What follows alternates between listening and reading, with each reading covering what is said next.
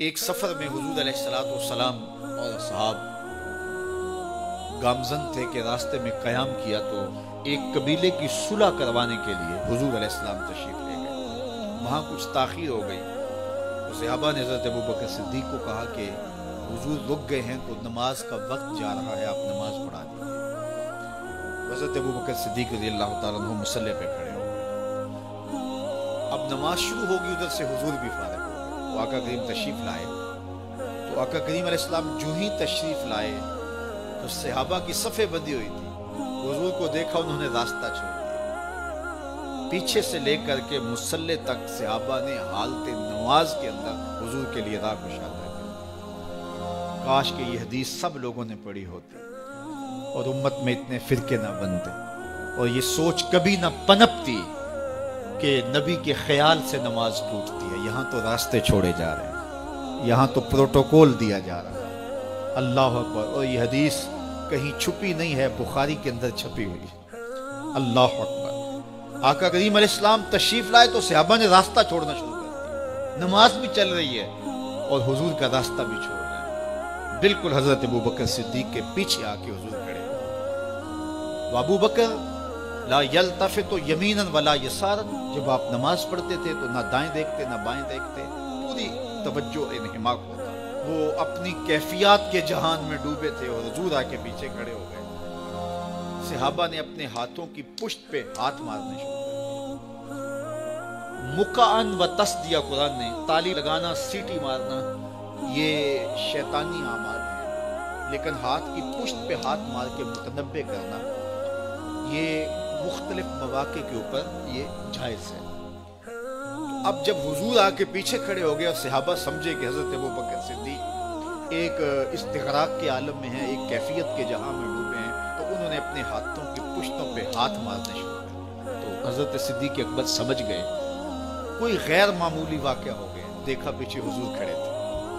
اللہ اکبر۔ تو حضرت صدیق کوئی مصلی سے سرک کے پیچھے آنے لگے تو آقا کریم نے اشارہ کیا، رکو، نماز پڑھو۔ سیدنا صدیق اکبر اس کے باوجود پیچھے آ گئے۔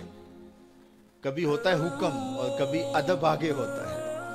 اللہ اکبر۔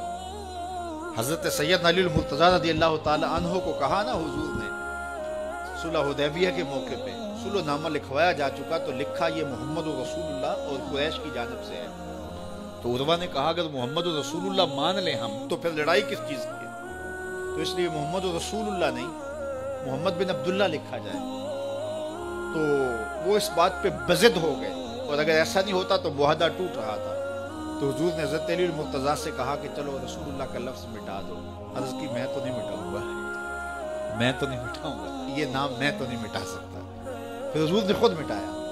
اب یہاں حضور نے کہا ابو بکر رکو، لیکن حضرت ابو بکر نہیں رکے، پیچھے آ گئے۔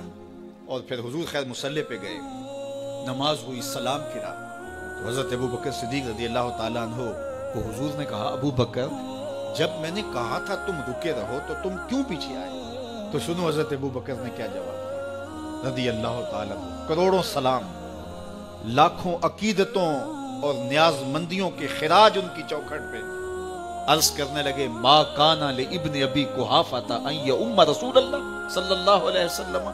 حضور ابو قحافہ کے بیٹے کی جرت کب ہوئی کہ رسول اللہ کے آگے کھڑا ہو کے نماز پڑھائے؟ یہ ابو قحافہ کے بیٹے کی ہمت کب ہوئی کہ رسول اللہ کے سامنے کھڑا ہو کے نماز پڑھائے؟ تو ادب پہلا کرینہ ہے محبت کے کرینوں میں۔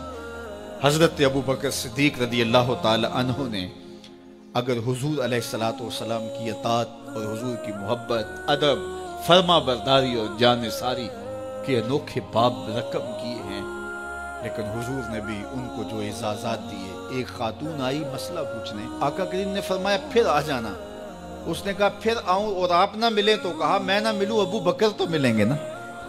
اللہ اکبر۔ تو اپنے بعد اشارہ دے دیا ان کی طرف کہ میرے بعد میرا نائب ابو بکر ہے۔ اللہ اکبر۔ عزتوں کی مسند اور عزتوں کی معراج اور عزتوں کے مقام پہ سیدنا صدیق اکبر رضی اللہ تعالی عنہ کو بٹھایا۔ اس ویڈیو کو شیئر ضرور کیجئے، ہو سکتا ہے آپ کے ایک شیئر سے یہ بات کسی کے دل میں اتر جائے۔ جزاک اللہ۔